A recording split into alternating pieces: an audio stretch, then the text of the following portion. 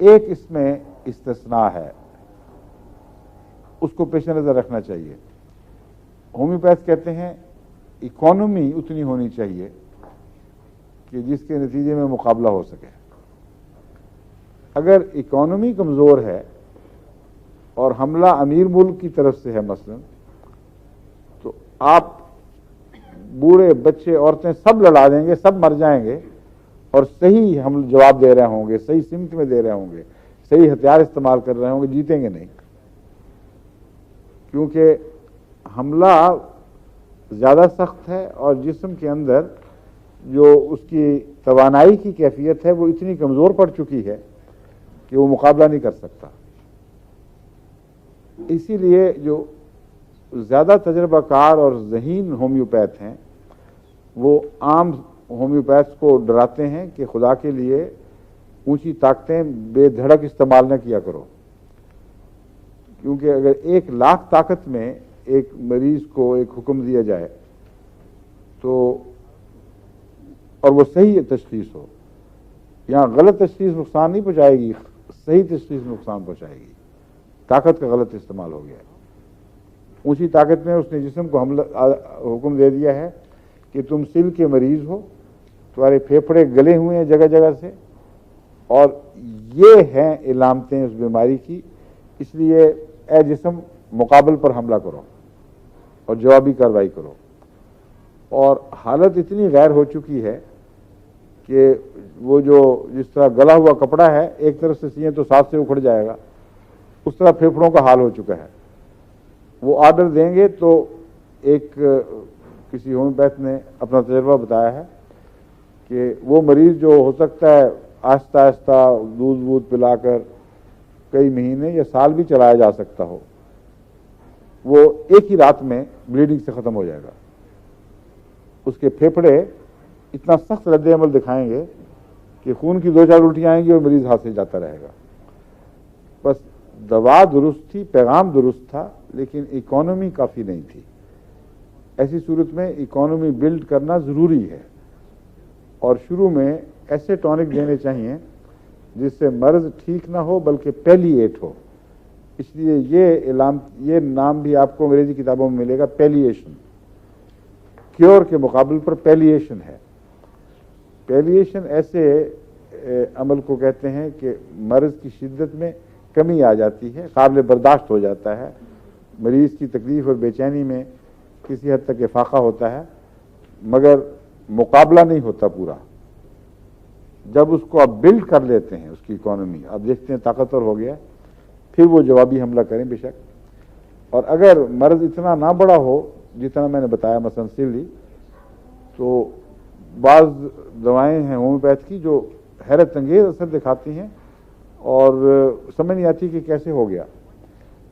میرے پاس ہاں ایک اور بات یہ ڈاکٹر کہتے ہیں کہ سل کا مادہ خصوصیت سے اگر معدے میں ایسی شریانوں کے قریب ہو جو خون پہنچا رہی ہیں اور خون لے کے جا رہی ہیں، ان سے جڑ گیا ہو، تو پھر ہومیوپیتھک بہت ہی احتیاط سے استعمال کرنی چاہیے، کیونکہ جو رد عمل ہوگا تو ہو سکتا ہے وہ شریانیں پھٹ جائیں۔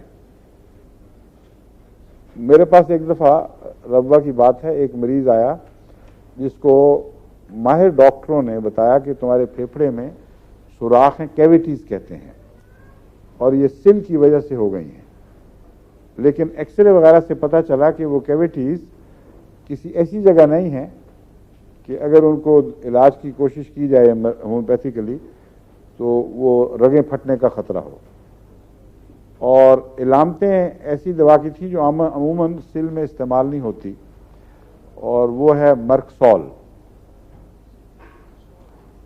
سل میں اس میں سل کا ذکر بھی شاید ملتا ہو، بہت وسیع اثر دوا ہے، لیکن سل کے نام سے مرکسول کا دماغ میں نام نہیں آتا۔ تو میں نے سل کے علاج کی بجائے مریضہ کی علامتیں پتہ کیں تو مجھے بار بار ذہن میں مرکسول ہی آ رہا تھا کہ اس کا مزاج مرکسول سے ملتا ہے، وہی اس جیسی چیزیں ہیں۔ اس کو میں نے، اور کیویٹیز میں کالی کارب بہت اچھا اثر دکھاتی ہے، لیکن خاص طور پر اگر وہ بیس پر ہوں، یعنی لنگز میں بیس جو ہے لنگز کا وہاں اگر ہوں تو وہاں کالی کار کا خاص تعلق ہے.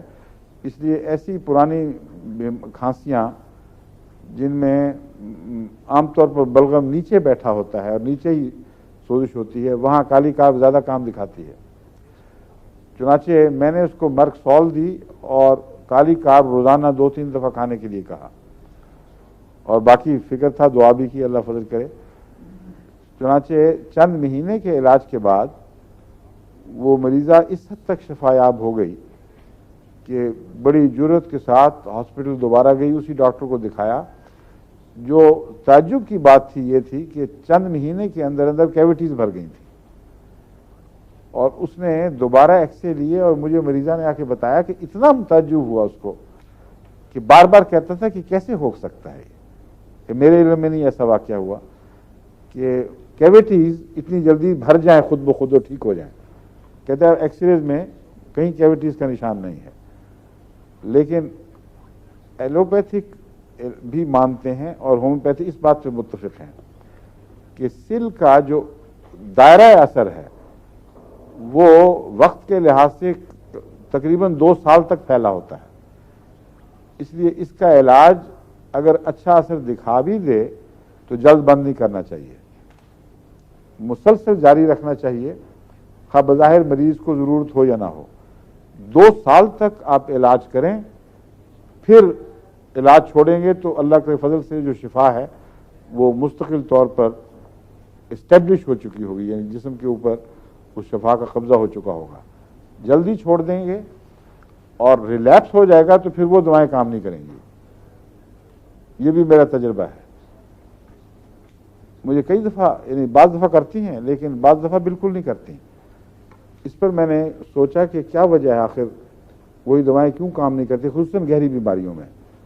تو اس کی وجہ یہ ہے کہ جسم نے ایک دفعہ اس پیغام کو سمجھا اور رد عمل دکھا دیا, اور اس رد عمل دکھانے کے باوجود کسی اور وجہ سے وہ بیماری دوبارہ ریلیپس کر گئی ہے, تو اس رد عمل کا کانفیڈنس ختم ہو گیا ہے. اور یہ باتیں ایسی نہیں جن کو ہم کیمیاوی طور پر لیبارٹری میں ثابت کر سکیں, مگر تجربہ بتاتا ہے کہ ایسا ہوتا ہے. اور اس کی وجہ اگر سوچا جائے تو ایک نظر آتی ہے, مجھے یہ وجہ نظر آتی ہے کہ چونکہ ویسا رد عمل ایک دفعہ جسم نے دکھا دیا اور انسان نے اپنی غلطی سے اس سے استفادہ نہیں کیا, وہی مرض دوبارہ آئی ہے تو اب وہ جاگے گا نہیں, کہ ہو چکا جو میں نے کرنا تھا کر دیا ہے. اور گہری بیماریوں میں بعض دفعہ ہوتا ہے کہ ایک ہی دوا اتنی مؤثر ہوتی ہے اور آپ کے پاس زیادہ چوائس نہیں ہے, زیادہ آپ کو اختیار نہیں کہ یہ نہیں تو یہ صحیح. اس لیے ایسے مریض پھر ہاتھ سے چلے جاتے ہیں. ٹائیفائڈ میں خصوصیت سے ہر ہومیوپیتھ جو کتابیں لکھنے والا ہے وہ اس بات کا ذکر کرتا ہے کہ ٹائیفائڈ میں تم دوائیں نہ بدلنا, خوب غور کر لو, ایک دوا شروع کرو تو پھر اس پہ چمٹے رہو, کیونکہ ایک دفعہ اگر وہ دوا درست ہوئی تو وہ اثر دکھائے گی, لیکن اگر تم نے بدل دیا تو پھر دوبارہ اثر نہیں دکھائے گی, مریض ہاتھ سے نکل جائے گا. اس لیے پورا موقع دو اس کو, اور اگر ناکام ہو, یقین ہو جائے کہ یہ دوا غلط تھی, پھر دوسری شروع کرو, پھر احتیاط سے چنو. تو دوائیں بعض دفعہ اثر چھوڑ دیتی ہیں, اس کی وجہ وہ ہو جو میں نے بیان کیا, کوئی اور ہو, لیکن آپ کو اس کے لیے تیار رہنا چاہیے, پھر دوسری دوا ڈھونڈنی پڑے گی. اور گہرے مرضوں میں عموماً نہیں ملتی, کم ملتی ہے.